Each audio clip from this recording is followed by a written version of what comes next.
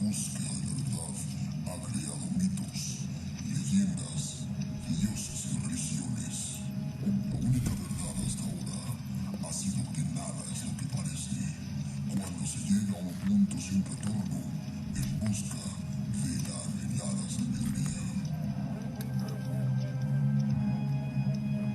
Malvenidos sean a Veritas del Universus.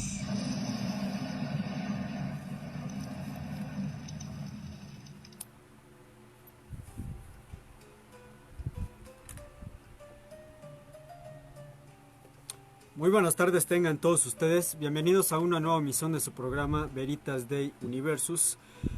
El día de hoy hay bastante información, yo espero poder abarcarla en un solo programa, si no ya saben nos vamos a una segunda parte, pero antes de entrar a lo que es el programa, medios de comunicación, tenemos el teléfono en cabina, es el 67980290, el WhatsApp 55 37 66 20 59.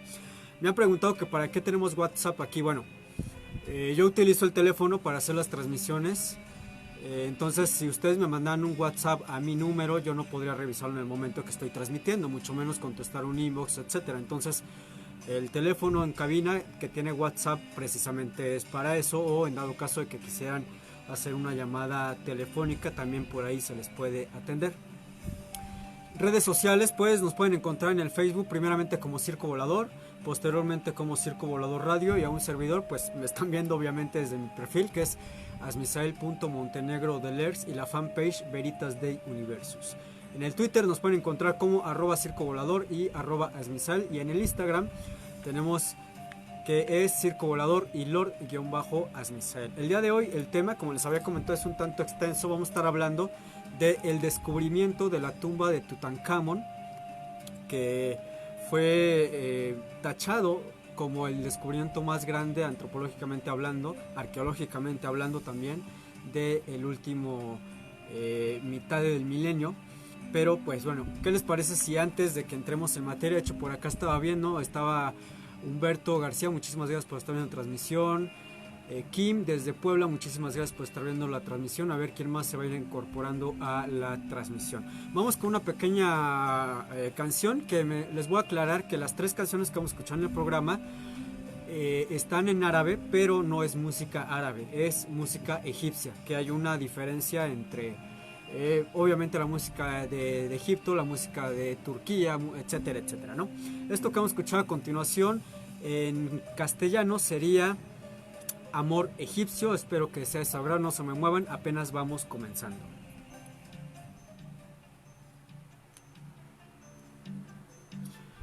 Kim, ¿cuándo harás de las runas? Cuando me lo pidas, porque hasta ahorita no me lo habías pedido, pero ¿qué te parece si el siguiente programa lo hacemos acerca de las runas?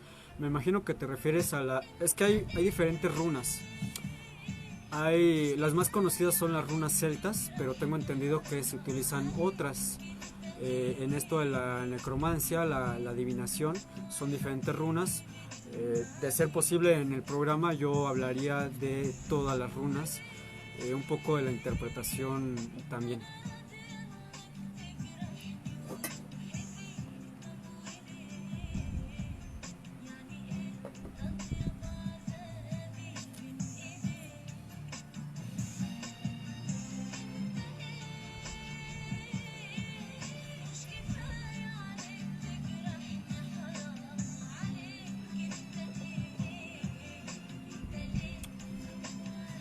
¿Qué tal sienten el calor? La verdad es que aquí en cabina está bastante encerrado. Tenemos el ventilador, pero aún así se siente bastante. La gente que me está viendo desde otro estado de la República, si por ahí me pudiera decir cómo anda las temperaturas. Hay lugares donde incluso está nublado, hay lluvias, y en otras partes el calor está tan fuerte que puedes cocinar un huevo en el cofre de los coches. Creo que aquí ya estamos llegando prácticamente a ese punto.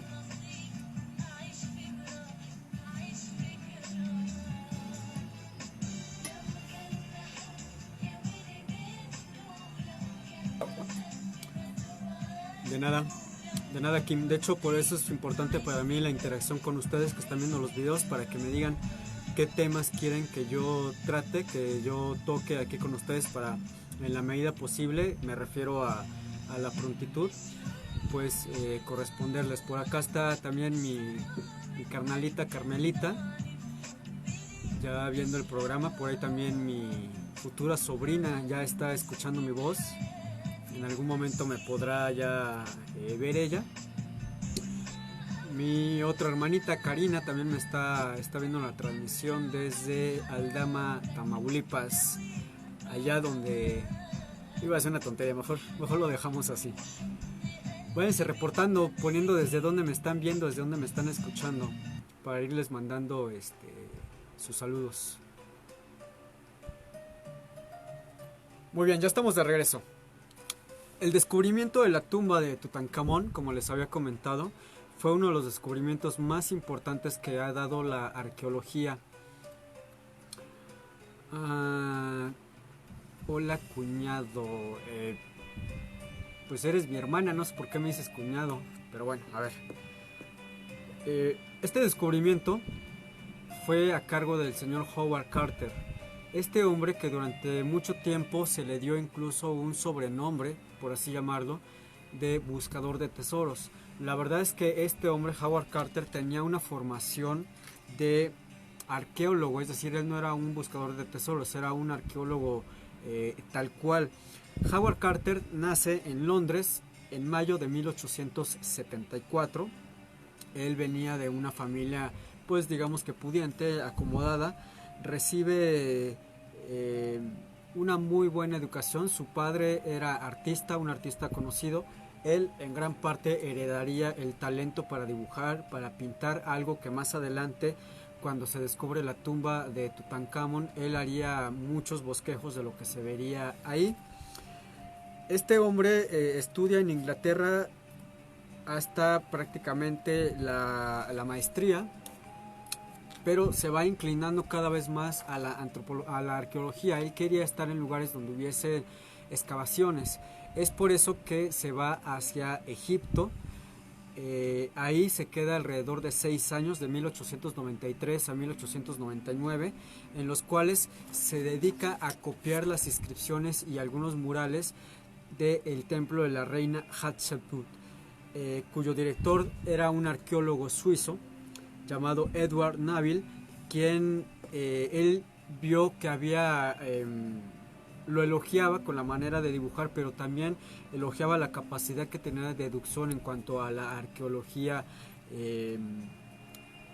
tenía que ver. ¿Qué es lo que sucede aquí? Lo convierte en su pupilo, en un pupilo de arqueología, lo va llevando a las excavaciones, y así es como Howard Carter se va, digamos que haciendo callo para en un futuro. Cuando él cursa ya una maestría, fue altamente valorada esta tesis que él hace por el francés Gaston Maspero, quien había estado al servicio de la recuperación, datación y clasificación de muchas antigüedades egipcias, y volvería a ocupar el cargo de una especie de curador oficial de todo lo que era el museo. Bueno, se estaba formando apenas, digamos, el Museo del Cairo.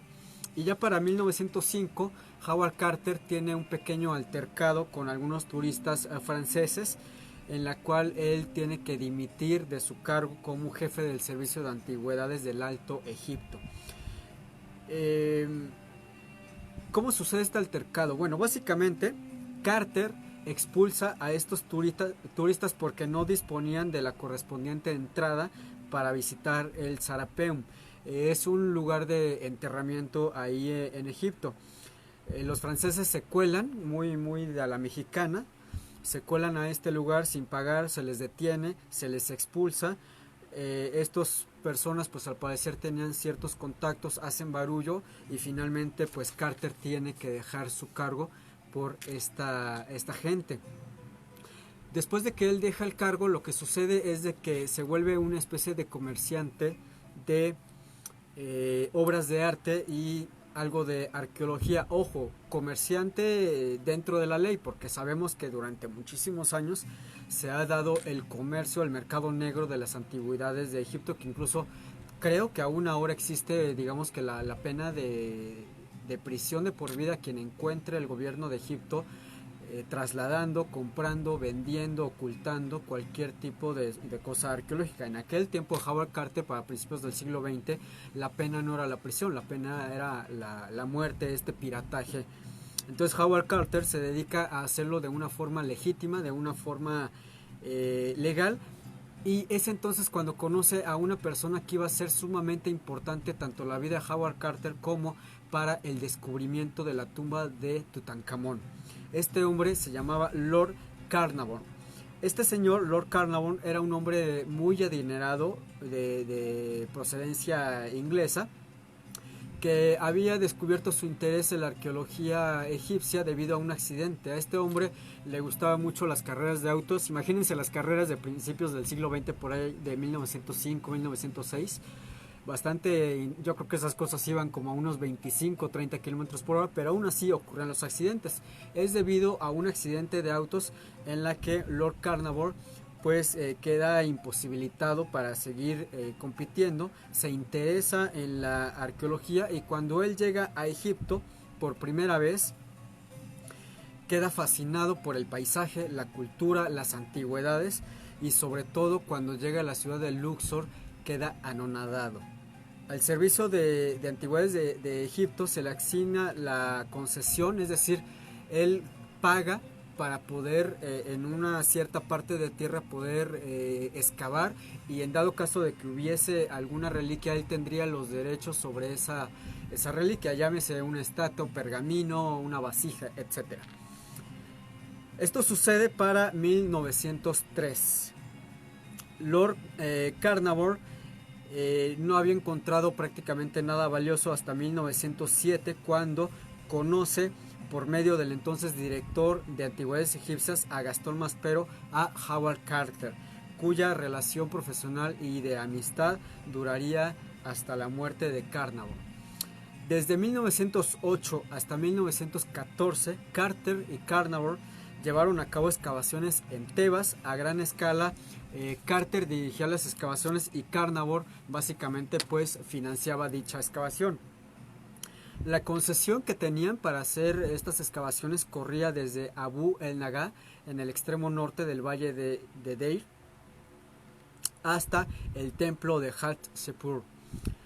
Pero para la primavera de 1914, la cual iba a ser una fecha decisiva en la vida de Carter y Carnarvon, puesto que el millonario americano Theodore Davis abandonaría para siempre la concesión del Valle de los Reyes. Esto quiere decir que les dejan este pedazo, este territorio para que ellos lo puedan explotar debido a que el gobierno de Egipto concesionaba ciertas partes de la tierra para que la gente pues ya fuera rica, ya fueran antropólogos, arqueólogos.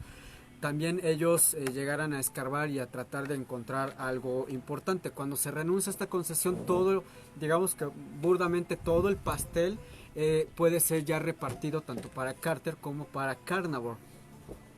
Pero tendrían que pasar todavía 3 años, es decir, hasta 1917, para que se emprendieran las excavaciones nuevamente en el Valle de los Reyes, que es donde básicamente ya se había acotado cualquier tipo de descubrimiento, es decir, pensaban que ahí ya no había más que pura rocas y polvo.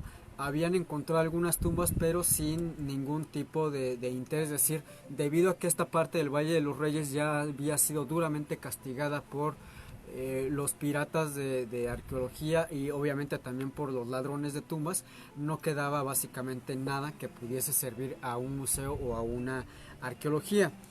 Carter, durante estas excavaciones, durante el tiempo que él conoce a Carnarvon, siempre le decía: nosotros tenemos que encontrar la tumba de alguien, todavía no se han encontrado todas las tumbas reales y yo tengo la esperanza de encontrar la tumba de Tutankamón, puesto que unos años antes habían encontrado ahí mismo en el Valle de la Muerte algunos pergaminos e incluso pedazos de roca con el nombre de Tutankamón esculpido. Es por eso que Carter pensaba que la tumba estaba cerca y que ellos podían dar con la misma.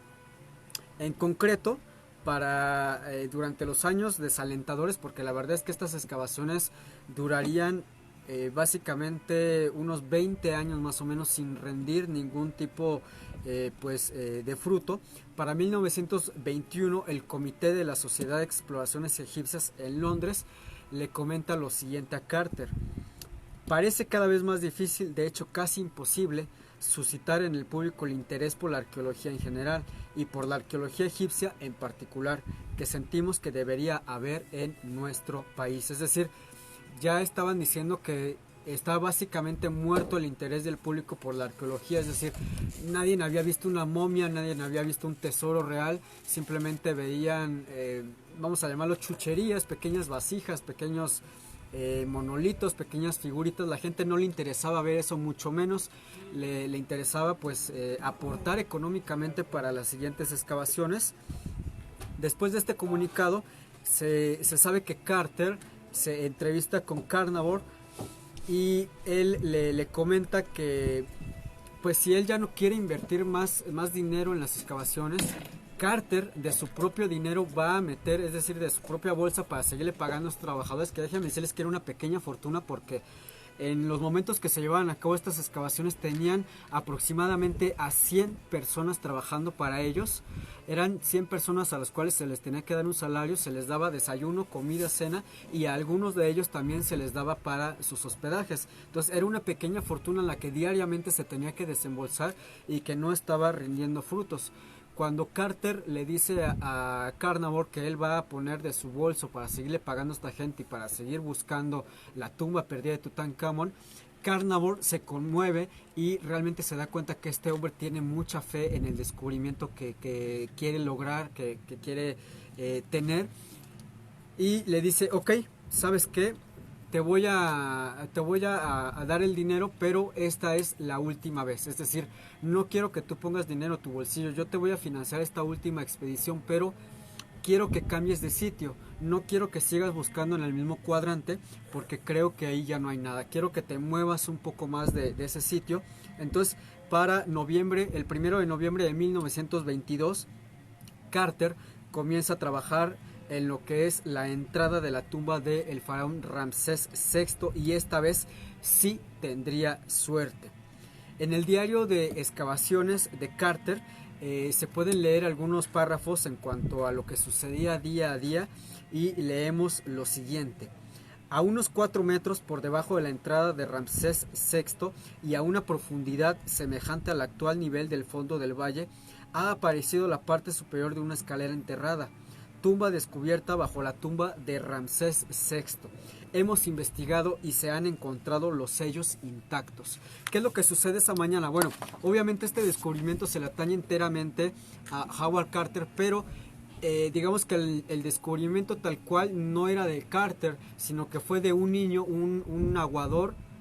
Este niño llevaba una vasija en donde iba repartiendo agua a todos los demás trabajadores. Entonces el niño, cuando estaba cansado de llevar la vasija en sus hombros, la baja, busca una piedra lisa en donde poner la vasija para que no se fuera de lado, se fuera a derramar el agua, y el niño no se da cuenta que esa pequeña roca en donde ha puesto esa jarra, esa vasija, es realmente un escalón. Este niño corre a buscar a Carter, le dice que ha encontrado algo inusual, es una roca diferente a todas las que han encontrado. Empiezan a escarbar con suma delicadeza y se dan cuenta que no es solamente una roca, sino que son escalones mismos que conducen hacia abajo. De hecho, por acá creo que les traje una imagen, digamos que de la pequeña escena. No, ya me la volaron. No la traigo. No. Espérenme.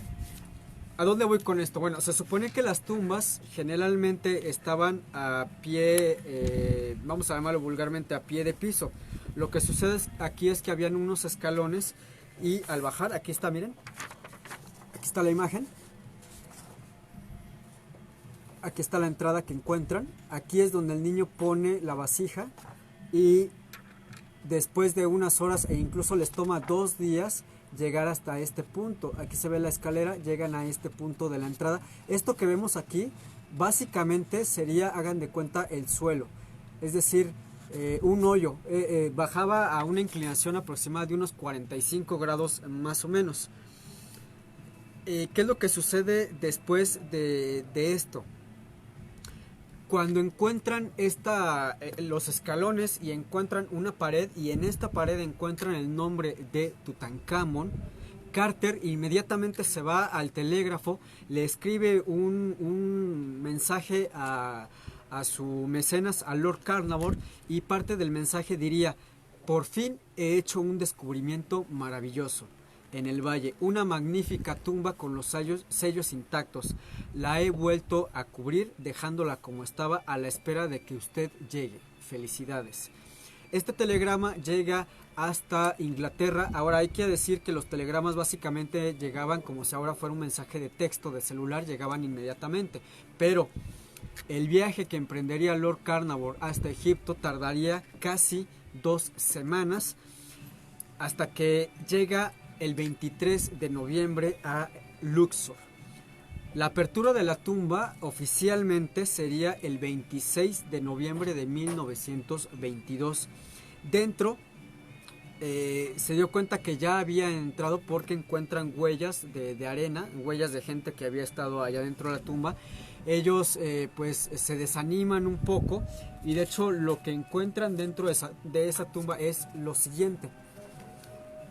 Aquí está, encuentran cajas, encuentran esta parte que era del carro real, encuentran algunas estatuas, y bueno, dicen: creo que nos ganaron, creo que alguien se llevó el tesoro, pero no se desaniman. De hecho, empiezan a sacar los objetos, los empiezan a clasificar. ¿Cómo los clasificaban o de qué manera lo hacían? Lo hacían de la siguiente manera. Miren, aquí les voy a mostrar una fotografía donde se ve más claro lo que encontraron ahí. Ahí está.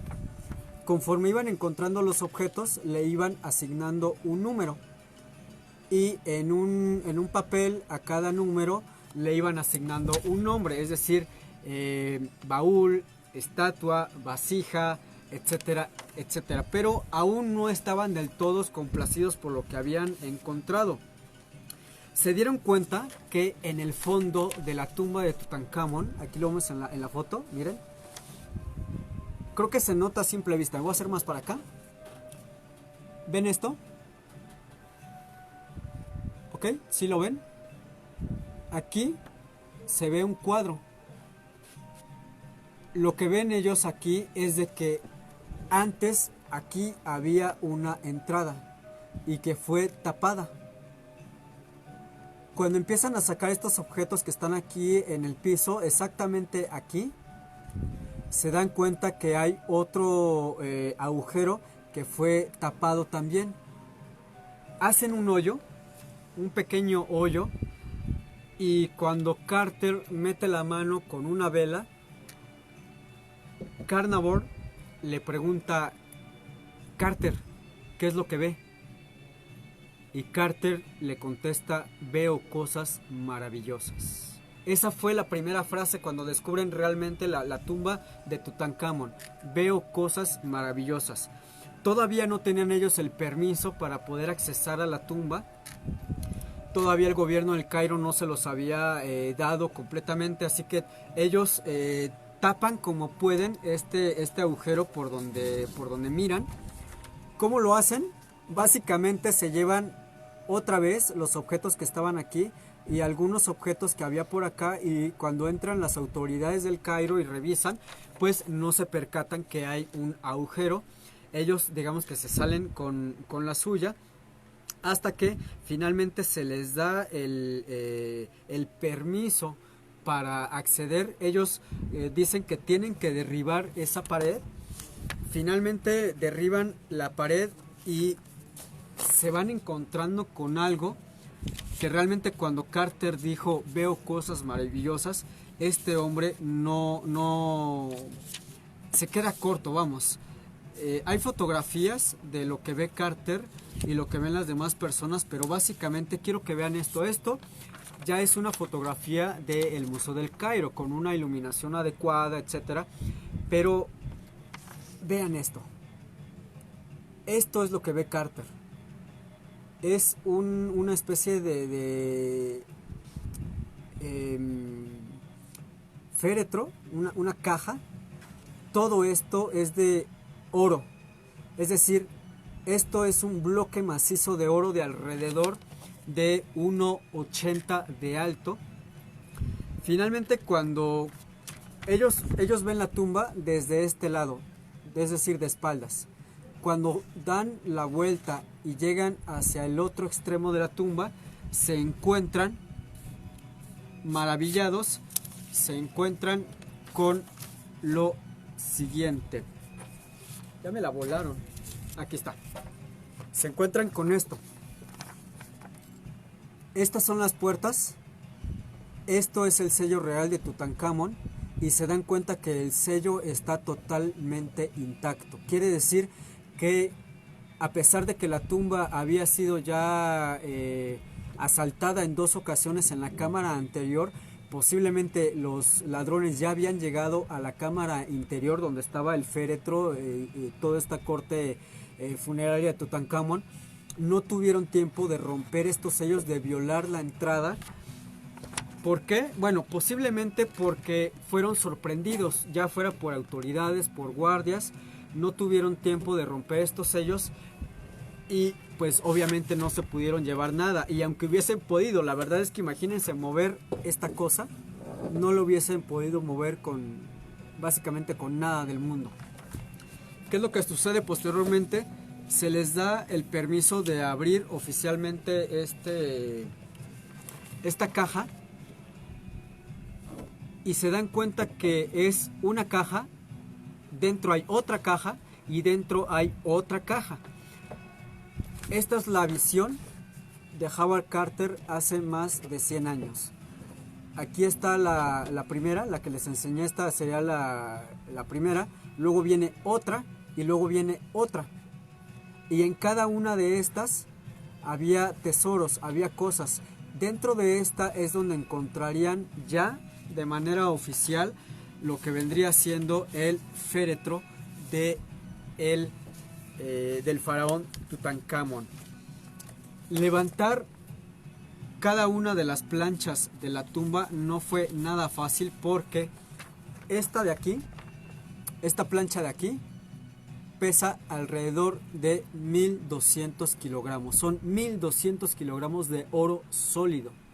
Es realmente una belleza. Yo quisiera algún día tener la oportunidad de viajar hasta el Cairo y poder admirar lo que Howard Carter vería. Y yo creo que todos, si tuviéramos esa oportunidad, expresaríamos lo mismo y diríamos: vemos cosas maravillosas. Les traigo por acá una pequeña lámina ya más grande para que la puedan apreciar. Miren, cuando descubren primeramente la tumba, el niño descubre esta parte.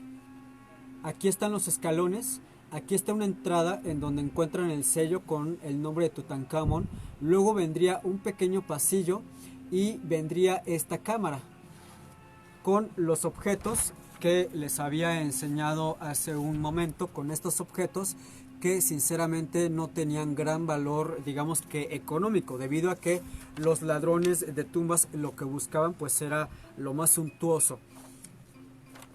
Y aquí es donde se encuentra el muro falso y es donde ellos lo rompen y cuando entran está aquí ya el sarcófago, vamos, en pocas palabras. Cuando finalmente logran subir la tapa superior del sarcófago, sucede algo. Cuando ya están tuvieron que poner algunos maderos, tuvieron que utilizar poleas e incluso la fuerza de 10 hombres para poder levantar esta parte de la tapa e ir abriendo las demás partes de los ataúdes. Sucede algo que sería una desgracia, un tanto para la arqueología, tanto también para Howard Carter. ¿Qué les parece si nos vamos a otro pequeño corte comercial? Me está por acá viendo mi querido hermano Jorge Padilla, muchísimas gracias. A Quetzali Jiménez, muy interesante, muchísimas gracias. Mi querido hermano Alfonso Montes, muchísimas gracias.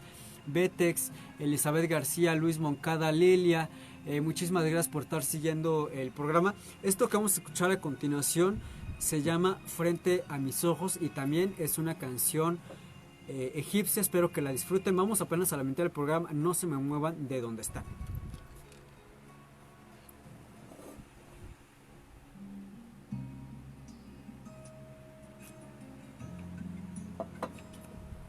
la verdad es que hace muchísimo calor aquí adentro. Si allá afuera hace calor, imagínense aquí que estoy en una cabina y luego ya se dieron cuenta que me está iluminando el Espíritu Santo otra vez, entonces pues es más la luz, se cierra. De hecho, miren, si me pongo aquí, es como si estuviera recibiendo toda la iluminación para hacérselas llegar a ustedes. Pero me voy a mover porque sí. El gran Atón me está iluminando con su sabiduría para compartir con ustedes parte de la arqueología y de la historia egipcia. La verdad es que es un tema muy, muy fascinante. A mí me apasiona mucho la historia, la arqueología, la antropología también, todo lo que son civilizaciones antiguas. Y es muy apasionante, uno se empapa realmente en la información, va descubriendo uno cosas cada vez más y más, y como les comentaba hace unos programas, hay veces que yo les tengo el tema y a los 3 días, una semana, 15 días ocurre una especie de nuevo descubrimiento. Por eso es que yo tengo que volver a tocar el tema para compartir con ustedes el nuevo descubrimiento y anexarlo a la información que yo ya les había dado en momentos anteriores.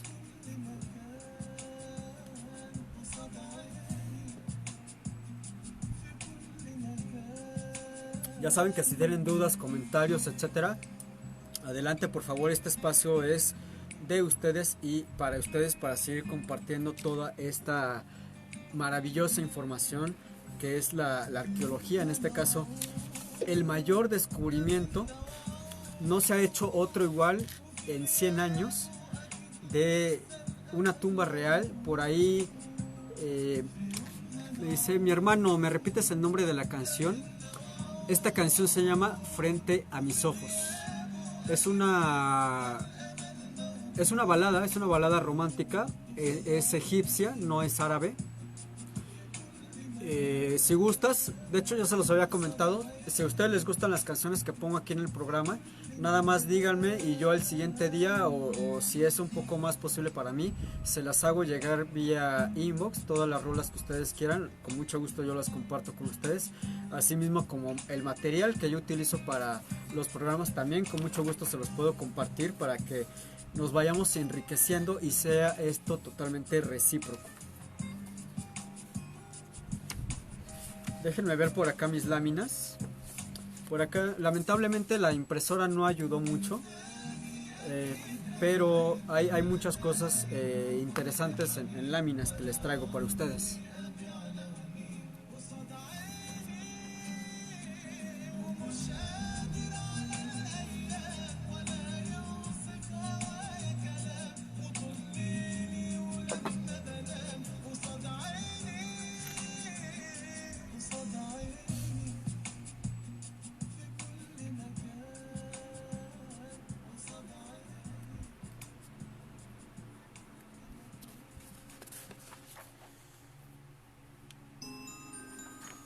Gracias por aguardar este tiempo. Continuamos entonces en donde nos habíamos quedado. Regresamos. Aún hay mucho por aprender.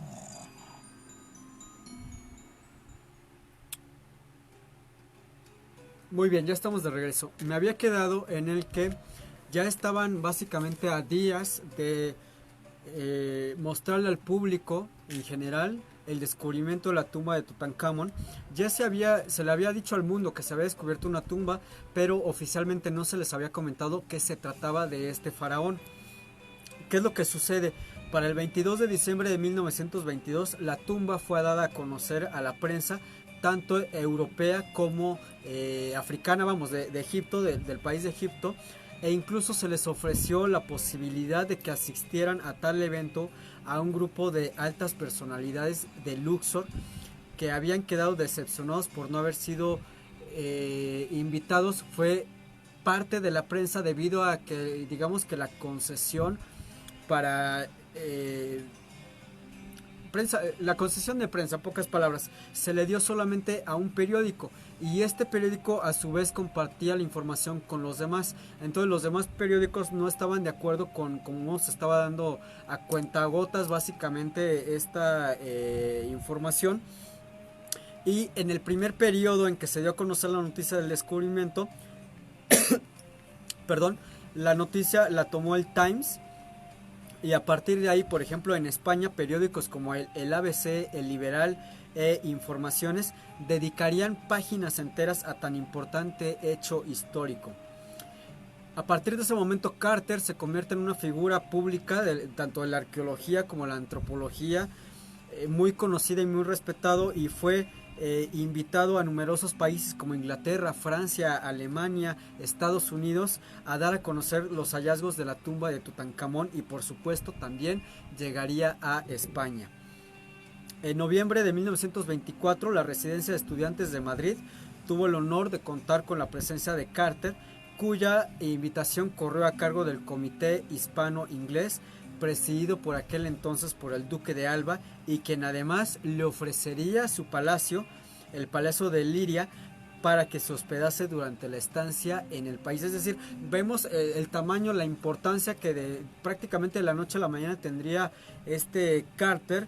En la antropología era invitado incluso por lores, por caballeros, por reyes y por presidentes en el caso de Estados Unidos. Pero sin lugar a dudas, cuando el 24 de noviembre de 1924 Howard Carter llega a Madrid, ya a las 6 de la tarde había un mar de gente esperándolo. Incluso el periódico, en la primera plana, se podía leer lo siguiente: la tumba de Tutankhamón. El lunes y martes próximo a las 6 de la tarde en la residencia de estudiantes, y por iniciativa del Comité Hispano-Inglés que preside el Duque de Alba, disertará Mr. Howard Carter acerca del descubrimiento de la tumba de Tutankhamón. Las diserciones serán pronunciadas en inglés e irán acompañadas de proyecciones y de una película cinematográfica. Es decir, aquello fue un evento prácticamente sin precedentes. Pero ¿qué era lo que sucedía mientras este señor viajaba dando estas conferencias? ¿Qué sucedía con la tumba? Bueno, Howard Carter había tenido un problema con las autoridades del Cairo. Antes de que se abriera oficialmente al público en general la tumba, que nadie más pasara, Howard Carter le pide al gobierno del Cairo que las esposas de las personas que estuvieron más de cerca para que fuera posible el descubrimiento pudieran accesar a ver la tumba antes que nadie. Es decir, él nada más estaba pidiendo el acceso, mirarlo, no se iban a tomar fotografías, no se iba a comer allá adentro, no se iba a hacer una fiesta, simplemente era que ellas pudieran admirarlo en señal, digamos que por parte de sus esposos, como un respeto. Las autoridades del Cairo se niegan a hacerlo. Carter sale furioso de la tumba, pone candados, pone cadenas, se va a Luxor, escribe un telegrama en donde hace ver que él está muy sentido. Él lo toma como una afrenta personal que se le haya desairado de esta forma, y abandona la excavación, la clasificación de objetos, y comienza esta serie de conferencias alrededor del mundo. ¿Qué es lo que sucede? Autoridades del Cairo toman la batuta de la clasificación de estas cosas. Como les había enseñado en un principio del programa, lo hacían tomando fotografías de los objetos y los iban numerando de esta manera. Pero dentro de una de las cajas de madera en donde estaban guardadas algunos de estos objetos, encuentran un pequeño busto, un busto de arcilla, que por cierto está con pigmentos, es decir, coloreado, y se dan cuenta que no aparecía en la relación de objetos que había dejado Carter.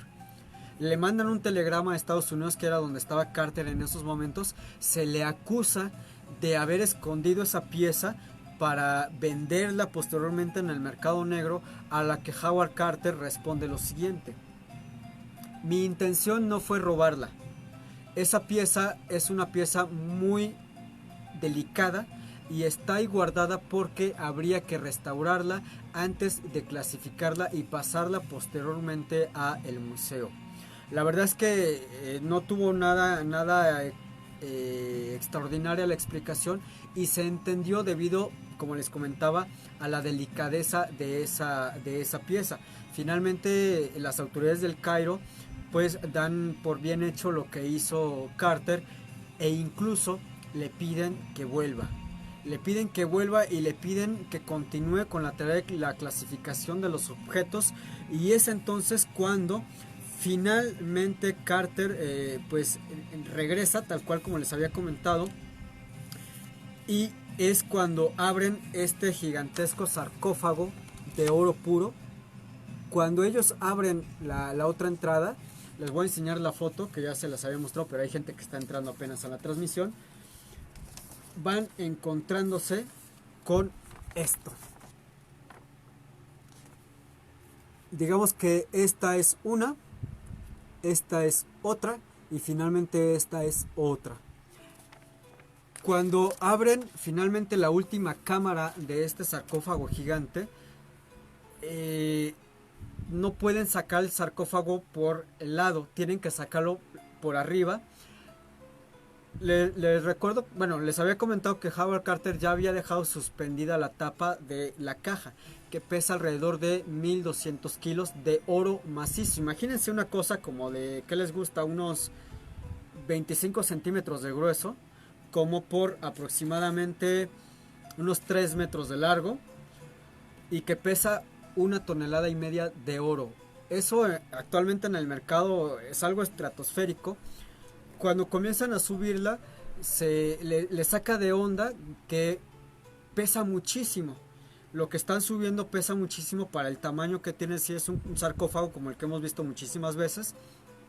Cuando finalmente con la ayuda de las poleas lo logran bajar al suelo y logran abrirlo, su sorpresa es aún mayor, es aún muy grande, porque se dan cuenta que no se trataba solamente de un sarcófago, sino que se trataba de 3 sarcófagos, uno dentro del otro. Cuando ellos abren el primero, era un sarcófago de un material parecido a la madera. Abren el siguiente y ya es del mismo material, pero con incrustaciones de oro y de piedras preciosas. Pero cuando abren el tercero, es decir, cuando ya tienen el último sarcófago, se dan cuenta que está hecho de oro macizo. Imagínense lo que pesaría también eso. Y la sorpresa va siendo aún más grande cuando abren finalmente ese sarcófago y encuentran a una momia, de las cuales ya habían visto anteriormente, es decir, muchos vendajes de lino oscuro. Pero estos lino oscuro, estas tiras de lino oscuro, no guardaban simplemente a una momia, al cuerpo momificado de un ser humano, sino que envolvían una llamado mascarón, que es cuerpo y parte del pecho, que yo creo que todos hemos visto en algún momento en películas, en libros, etcétera. Y este mascarón estaba hecho también de oro macizo. Es un mascarón de oro que pesa 15 kilos.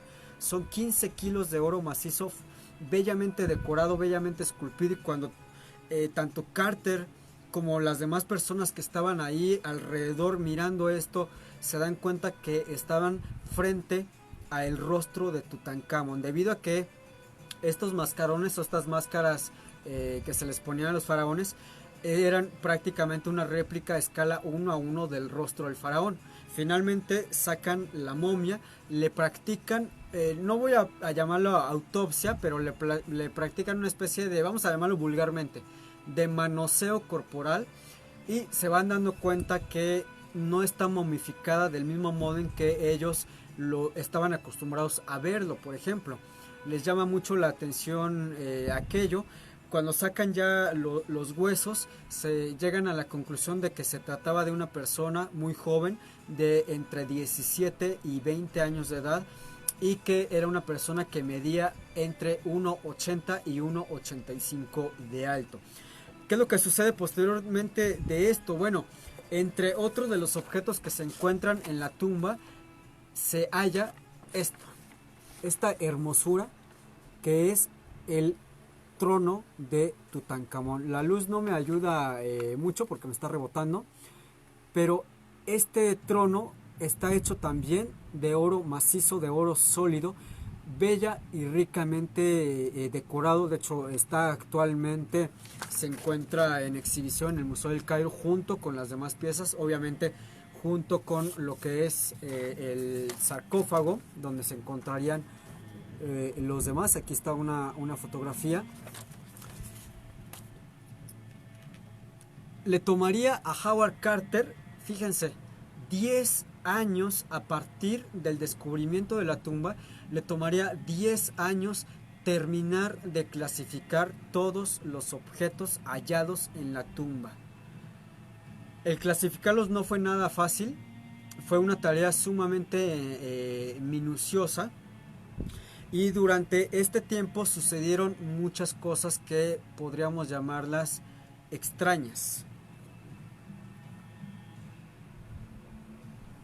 No solamente Hollywood nos ha alimentado con las historias de que las tumbas de los faraones tienen una maldición para todo aquel que ose profanar el sueño eterno y el viaje hacia el más allá del faraón. En aquella época, hace 100 años, todavía existían muchísimas de estas historias, leyendas, mitos acerca de posibles maldiciones para aquella persona que se atreviera a profanar estas tumbas. Realmente, y Howard Carter en sus memorias lo deja bien acentuado, por ningún lado encontraron pergamino, inscripción, tablilla, etcétera, que hablara de una maldición en contra de aquella persona que se atreviese a romper el sello real y profanar el sueño del faraón. Pero en el caso de Lord Carnarvon, la persona que empezó a dar el dinero para que se llevara a cabo la expedición, él sería la primera de muchas personas que tuvieron que ver con la expedición, con la excavación también, que morirían de una manera extraña. Se dice que mientras estaban clasificando los objetos, a Lord Carnarvon lo picaría un mosquito en alguna parte entre el rostro, las mejillas o el cuello. No especifican en qué parte fue. La cuestión es de que él simplemente le dio algo de fiebre, no le puso atención y continuó gustoso. ¿Qué es lo que sucede? Mientras él se afeitaba una mañana, se corta en donde el mosquito lo había picado, le viene una infección, después le viene una fiebre y posteriormente de esta fiebre fallece de una manera fulminante. Se dice que cuando Lord Carnarvon fallece esa noche en el Cairo, hubo un apagón total en todo el Cairo. Luz eléctrica, luces de lámparas, cualquier tipo de iluminación que había en el Cairo, en un abrir y cerrar de ojos se apagó, y que más de 3.000 kilómetros de distancia en Inglaterra, en su casa, su perro aulló de una manera desesperada para después caer muerto sin ninguna explicación posible. Vanessa, saludos, Vane, qué bueno que estás viendo la transmisión. De ahí se vendrían otros sucesos más de muertes que muchos dirían que fueron inexplicables, porque gente moría prácticamente, caían como moscas, es decir, no murieron en un accidente, digamos que inexplicable, sino que básicamente fueron muertes de las cuales en ese tiempo no se les dio una explicación. Más adelante, y no solamente por la tumba de Tutankamón, sino por otras tumbas egipcias, sabríamos que estas, entre comillas, maldiciones no era otra cosa más que esporas, virus, que tenían encerrados ahí 2.000, 3.000, 4.000 años. Al momento de que se abre estas puertas, estas esporas, estos virus salen, la gente que está ahí adentro, atenta a lo que van a encontrar, los aspiran y obviamente mueren debido a estos virus, a estas esporas. Es decir, todo tiene una explicación, aunque a veces la explicación no es tan misteriosa como nosotros quisiéramos, pero hace 100 años cuando murió Carnarvon y cuando van muriendo las demás personas, pues obviamente entra un estado de paranoia, de voltearse a ver unos a otros y de ponerse a pensar quién va a ser el siguiente en morir. Recientemente, hablamos de meses atrás, recientemente se hablaba de que posiblemente cerca de donde está la tumba, podría haber en alguna de estas partes un muro falso y que se podría encontrar un anexo en donde podría existir otra tumba real, es decir, la tumba, por ejemplo, de Nefertiti, que hasta ahorita no se ha encontrado, o la tumba de otro gran faraón.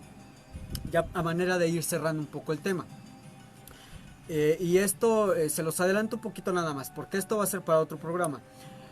Cuando ya se vacía totalmente la tumba y aún ahora funcionando como una especie de museo el interior de la tumba, se van dando cuenta que Tutankamón fue un faraón sumamente importante, sumamente conocido, y que la tumba está de cierto modo hecha a la carrera. Hay que decir también que los faraones, cuando ya llegaban a cierta edad, empezaban a preparar sus tumbas, empezaban a ver en dónde iba a ser, de qué tamaño iba a ser, preparar en este caso los sarcófagos, etcétera, etcétera. En el caso de Tutankamón, al parecer no se tuvo tanto cuidado, sino que fue muy apresurado, y esto lo vemos en las dimensiones que tiene la cámara, porque básicamente dentro de la cámara nada más cabía lo que era esto, donde entraría en algún momento el sarcófago, y queda muy pero muy poco espacio aquí a los lados para que pudieran entrar los siguientes objetos reales, entre ellos, por acá les tenía la imagen, el trono real de Tutankamón. La teoría que se tiene es acerca del faraón que sucedió a Tutankamón.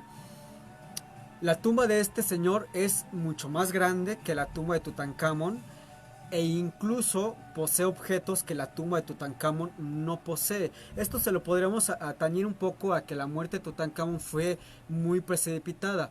Por los análisis que se le han hecho a la momia, se sabe que murió entre los 18 y los 19 años de edad, pero hay que tomar en cuenta que fue un faraón que tomaría el poder de Egipto a la edad muy temprana de entre los 6 y los 9 años, es decir, reinó más de una década, pero esto obviamente no fue señal de que él comenzara ya a preparar su tumba real. Obviamente los faraones cuando fallecían, casi siempre fallecían de una edad avanzada, tomando en cuenta, por ejemplo, la pirámide de Keops, cuánto tiempo tomó construirla, hasta que finalmente el faraón sí y no la tomó, porque nunca se encontró el sarcófago, el cuerpo, la momia de Keops. Hay muchas cosas, de hecho les repito, voy a hacer un programa acerca de las incongruencias que hay entre la tumba real de Tutankamón y la otra tumba que se encontraría, y también los objetos que se encontraron dentro de la tumba. Si ustedes tuvieron la oportunidad de ver la película de La Momia, hablan de unas pequeñas vasijas de este tamaño en donde eran puestos los órganos del faraón: corazón, hígado, vísceras, riñones, etcétera. Bueno, iban acompañados también unos pequeños monitos de este tamaño con el rostro del faraón, y al parecer estos iban a ser una especie como de guardianes del faraón cuando comenzara la travesía hacia el más allá.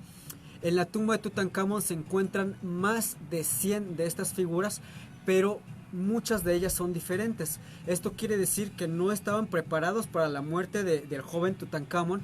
Tuvieron que echar mano de algunos otros de estas estatuillas que estaban o en otras tumbas o que prepararon muy rápido. Y también hay que hablar del pésimo embalsamamiento, bueno, no embalsamamiento, del retiro de órganos del faraón, que se nota en las radiografías y se nota incluso en las escrituras del diario de Carter, en donde él presentaba una abertura en donde generalmente no era en el estómago, por donde ellos sacaban las vísceras del cuerpo. Es decir, fue una momificación, digamos que no mal hecha, pero sí una momificación muy rápida, porque iban contrarreloj. Es decir, una vez que el ser humano fallece, se tiene poco tiempo antes de que se comience un estado de descomposición, y como el cuerpo era muy importante para los egipcios porque era el contenedor de lo que llamaban ellos el Ka, una parte del alma, el cuerpo no se podía deteriorar, porque entonces el faraón no iba a poder emprender este viaje hacia la eternidad. Bueno, pues ya me voy despidiendo porque aquí el tiempo apremia. Los voy a dejar con una última canción.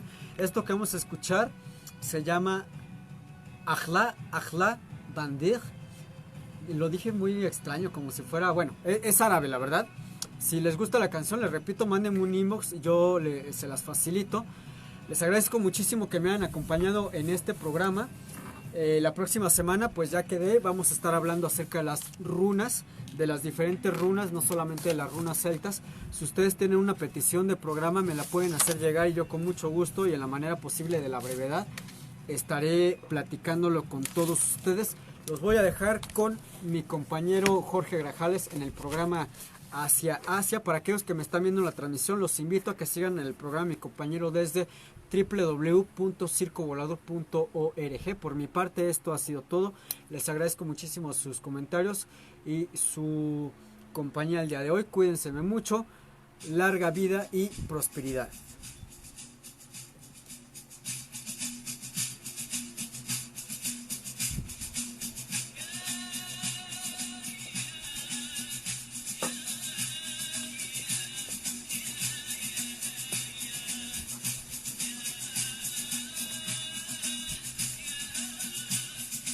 Bueno, pues eso fue todo. De verdad les agradezco mucho que me hayan acompañado, a todas las personas que saludé en vivo, a las que no alcancé a saludar o que no alcanzaron a ver el programa completo.